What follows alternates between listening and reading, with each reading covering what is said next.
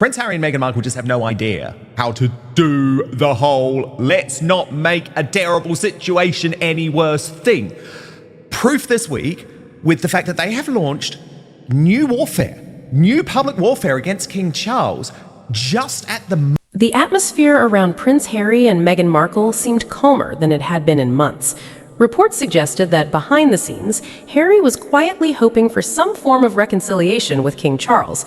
While no official meetings had been announced, royal commentators believed that communication channels had slowly begun reopening. However, just when it appeared that tensions might finally be easing, a new controversy emerged that once again placed the Sussexes at the center of public attention. Tom Sykes revealed in a recent report that Harry and Meghan were still deeply disappointed about the loss of Frogmore Cottage. According to sources close to them, they believe the property had always been intended as a permanent family home and a symbol of their place within the royal family. Although years had passed since they left royal duties, the emotional attachment to Frogmore remained strong. Meanwhile, inside royal circles, opinions were very different. Palace insiders reportedly argued that circumstances had changed dramatically after Harry and Meghan stepped away from official responsibilities. Maintaining a royal residence for family members who were no longer royal workers simply no longer made practical sense. As the debate spread across social media, Pete Diner offered his own perspective. He pointed out that both sides appeared to be holding on to old grievances rather than focusing on the future. According to him, the continued public discussions about Frogmore only served to remind everyone how much distance still existed between the Sussexes and the monarchy. At the same time, another unexpected issue began attracting headlines. Meghan Markle's lifestyle brand had recently launched several new products, including luxury candles. While many customers praised the elegant designs and premium presentation, critics quickly resurfaced old interviews in which Meghan had spoken about avoiding overly expensive lifestyle products. Dan Wakeford stepped into the discussion, arguing that the criticism was being exaggerated. He suggested that product pricing had to be viewed within the context of today's marketplace and changing economic conditions. Supporters agreed, while critics insisted that the situation highlighted inconsistencies between past comments and present business decisions. The online debate became one of the most talked about stories of the week. Then came an even bigger surprise. A well-known social media personality posted photos of a personal gift package he claimed to have received from Meghan Markle. The package included several products from her brand, along with a handwritten note. The gesture immediately sparked conversation across royal communities online. Some observers viewed it as a simple act of appreciation towards a supporter. Others questioned whether public figures should be more careful about whom they choose to endorse, particularly when those individuals are known for controversial online commentary. Lady Colin Campbell weighed in during a lengthy discussion, arguing that public figures must always consider how their actions might be interpreted.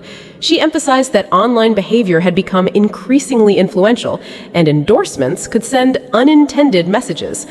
Meanwhile, Prince William and Catherine continued focusing on their public engagements. Sources close to the palace suggested they had little interest in becoming involved in yet another media dispute. As the headlines multiplied, King Charles reportedly maintained his usual approach, remaining silent publicly while concentrating on official duties. Yet, behind closed doors, some royal observers believe an important question was emerging. Could reconciliation ever truly happen if old conflicts kept resurfacing?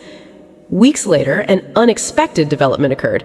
A private charity initiative connected to youth mental health brought together several organizations that had previously worked with both Harry and members of the royal family. While no direct meeting took place, commentators noted that both sides publicly supported the same cause.